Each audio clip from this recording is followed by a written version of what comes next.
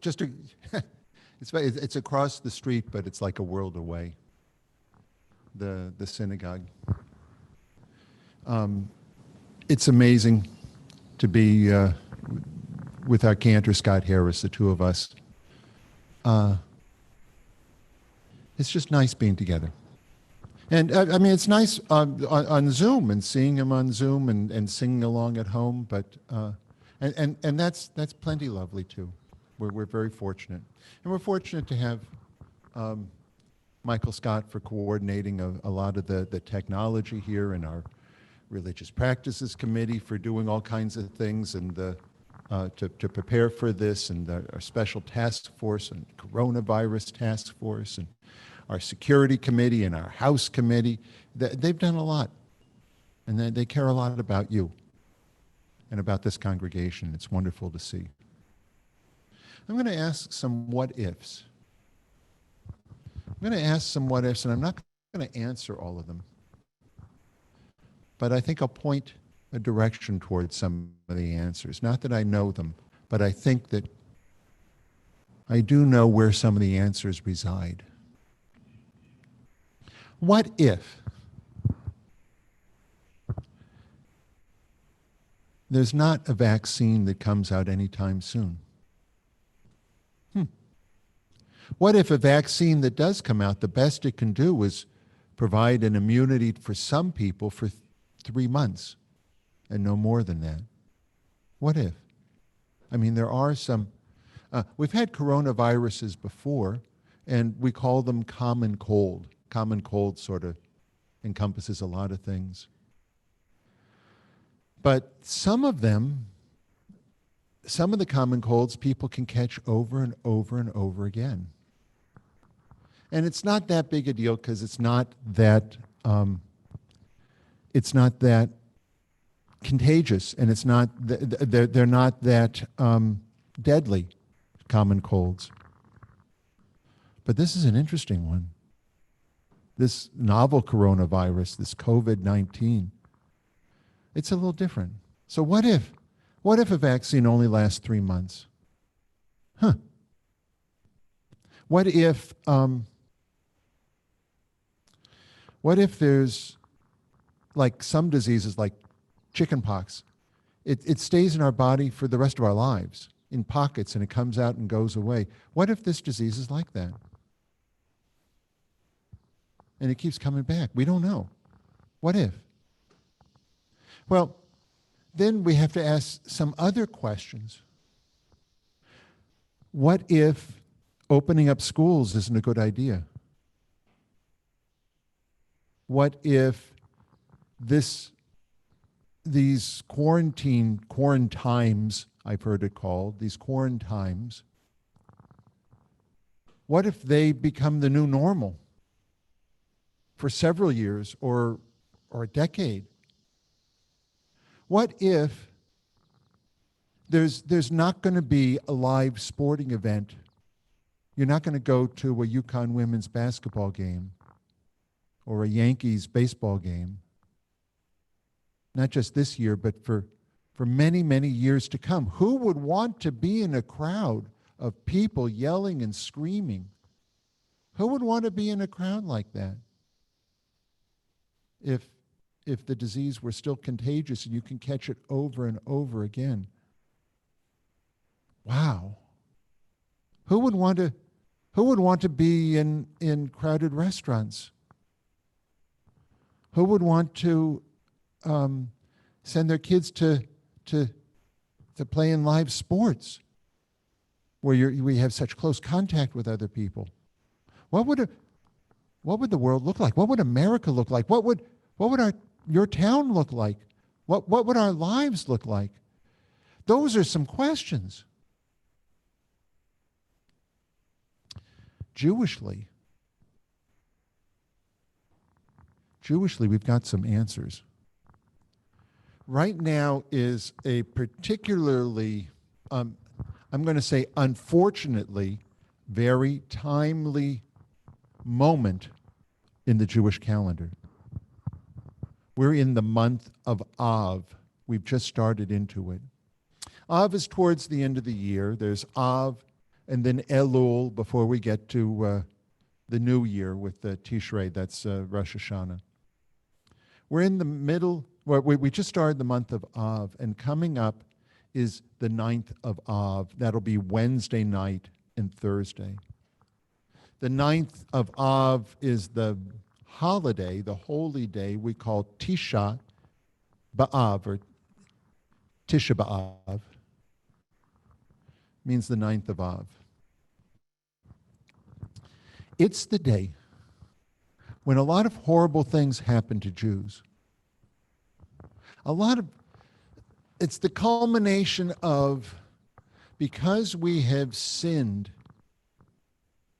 there's a result of that sinning. On Tisha B'Av was when the Babylonians under Nebuchadnezzar you might know him, came in and destroyed the temple and banished us. And when the Second Temple was destroyed, and when we were expelled from Spain in the Spanish Inquisition, and even the final solution began, and then the Nazi Holocaust began on the 9th day of the month of Av. And many, many other tragic events have been tied to that.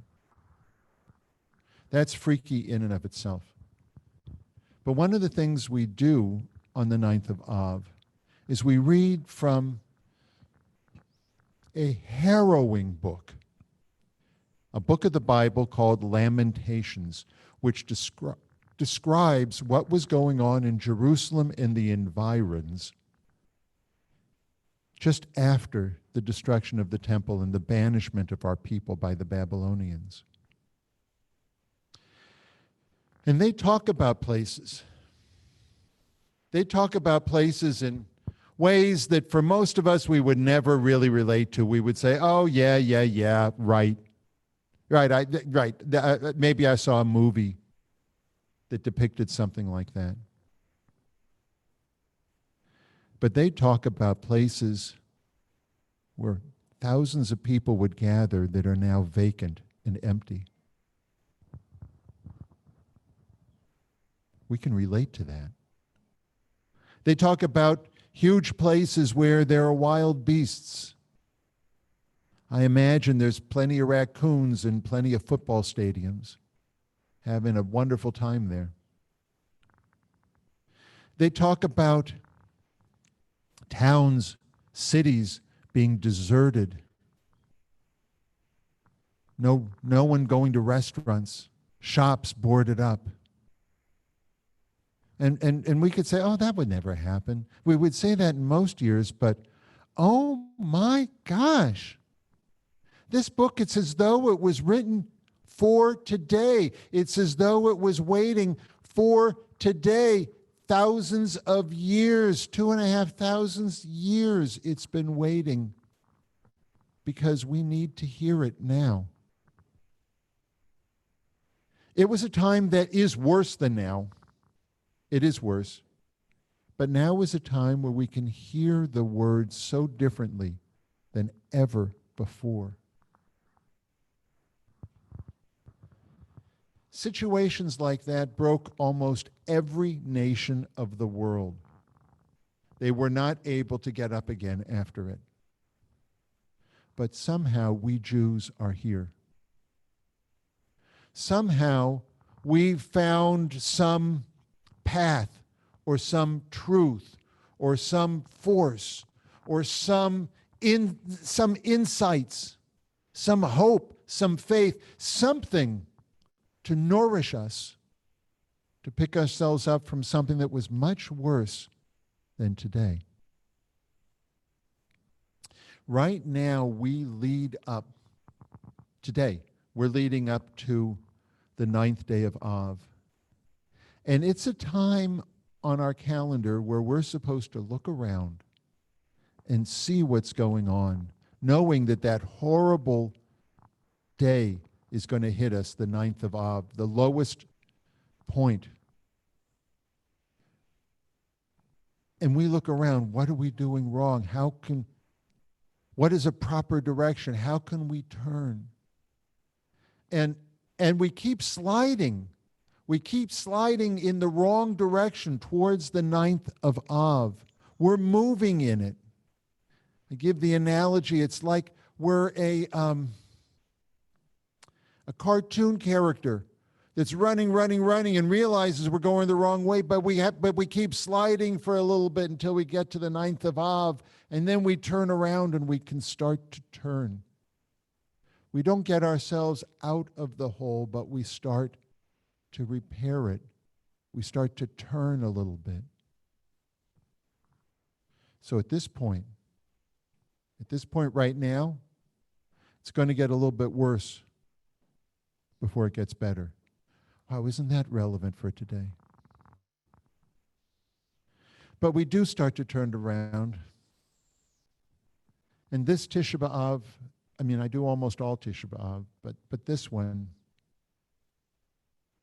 I think that there is a particularly relevant message for us. I'm going to call upon you. I'm going to call upon you to get out the Book of Lamentations. And between now and Wednesday and Thursday late afternoon, read it. Read it. It's about 10, 12 pages long. Just dive into it and see, what is it trying to say? What does it say for today? There's nothing fun about it, but I think you'll be blown away. It's called the Book of Lamentations, or in Hebrew it's called Echa. How a nation has fallen. It's written for you. It was written long ago. And every one of your ancestors thought it was really important to keep it in a sacred place in case we needed it. Now we need it. Now I want you to break into that emergency cabinet and read the Book of Lamentations.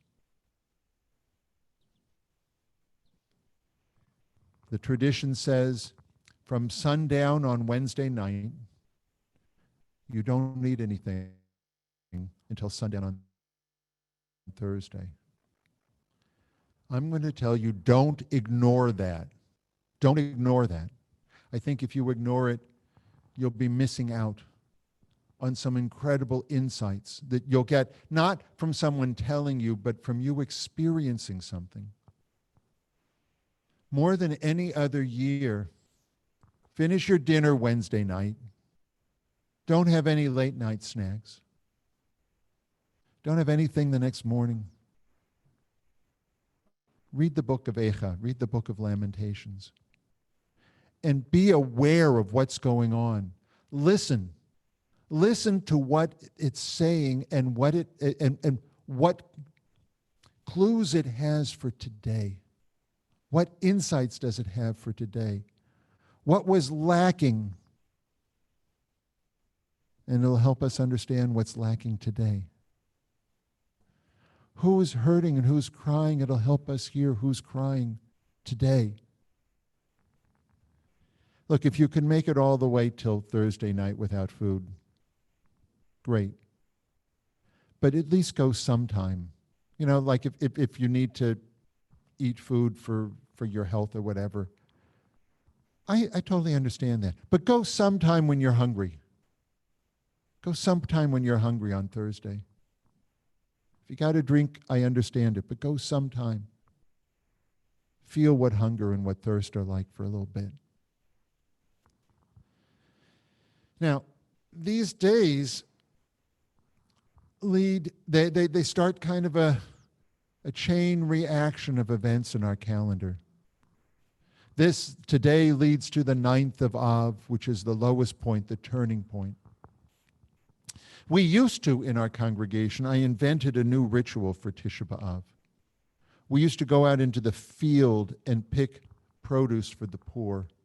And we would do it once every week for 6 weeks between now and Rosh Hashanah. You can do something like that. These next 6 weeks are an opportunity. After Tisha B'Av, they're an opportunity to fix things that are broken. They're an opportunity to direct yourselves to a proper path, maybe a better path, to see what's doing and to, you might want to be aware of people that are hurting and do something for them. That's what our Haftarah today talks about. It says, I don't care about all your rituals. That's what God says, as long as your hands are so dirty, as long as you're filthy with the crimes that you've been doing, as long as you've been not caring about others. But once you start to reach out to people who have been wronged, and once you find justice for the orphan, and once you plead for the widow, cease to do evil and learn to do good, then God will clean us, and we will be from crimson red to white as a linen, and we'll be welcomed back again. Those are powerful words.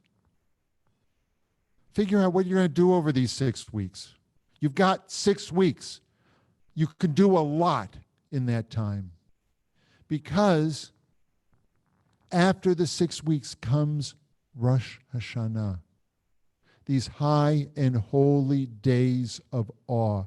And I suspect that some of the very important answers to some of the most critical questions that people are even afraid to ask right now. What will the world look like